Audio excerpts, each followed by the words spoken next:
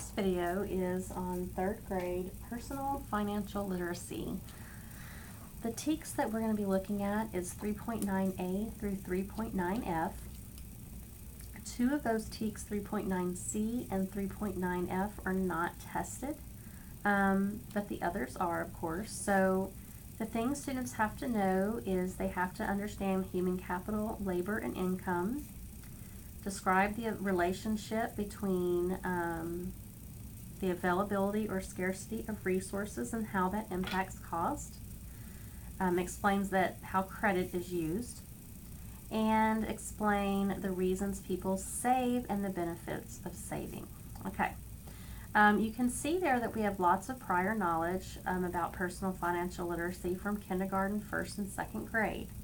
However, it does not mean that the TEKS we have in 3rd grade vertically align to those in kindergarten, 1st, and 2nd. Okay, they can be totally different concepts, and of course some of them are that we have in 3rd grade. I wish there was some fun manipulative or something that I could show you about personal financial literacy, but it really is more of an abstract concept. So it's one of those things that we're going to have to do a lot of discussion and bringing it into really the real world.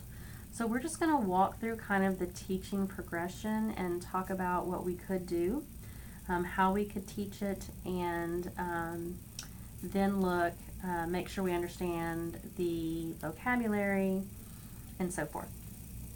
So the first thing that you're going to teach is scarcity and cost.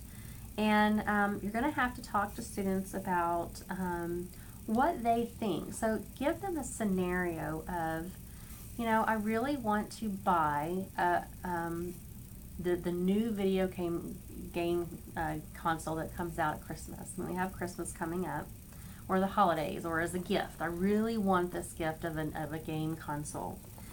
And when this game console comes out, of course, it's very popular when it first comes out. So, what does that do to the price of that game console if it's hard to find? Whereas, after a while, and there's a lot more of this game console on the market, what do you think they do with the seller does with the price of that item then, if there's a lot of them available? And I would leave that on the students to think about it, because when we think about, and especially with what we just had with the Astros winning, an Astro shirt used not to be as valuable as some of these shirts now.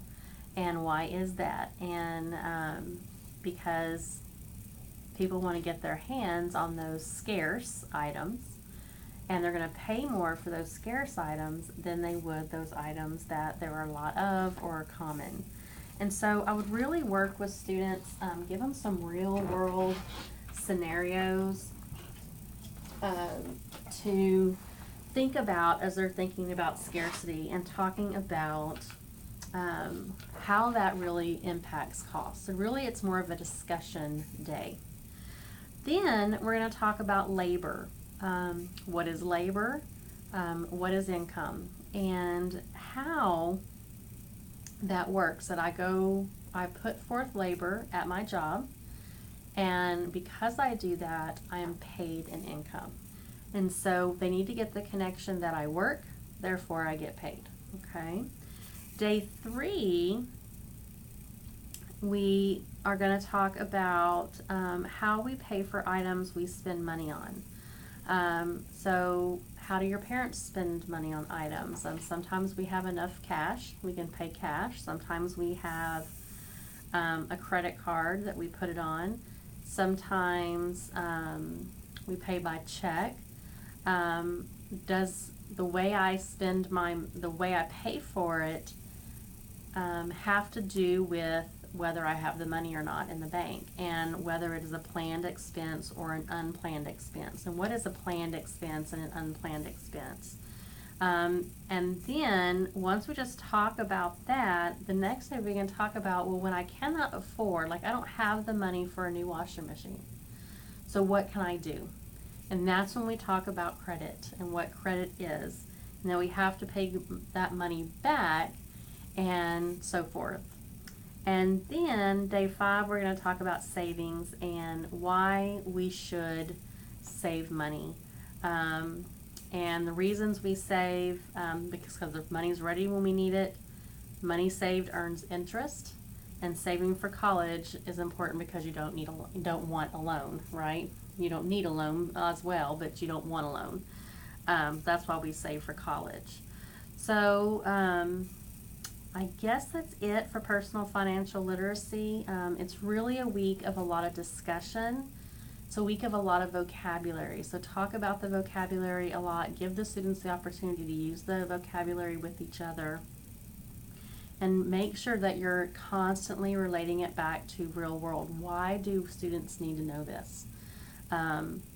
Why do we need to know about credit? Why do we need to know about labor? Why do we need to know about income? Why do we need to know about scarcity? What is that? Why is it important to us as future citizens to know about these concepts? So always relate it back to the real world, and have those just great deep discussions with students. There are lots of resources on Forethought for you, because I know that personal financial literacy resources can be hard to find. So there's lots of resources for you on Forethought to do these lessons. All right, until next time.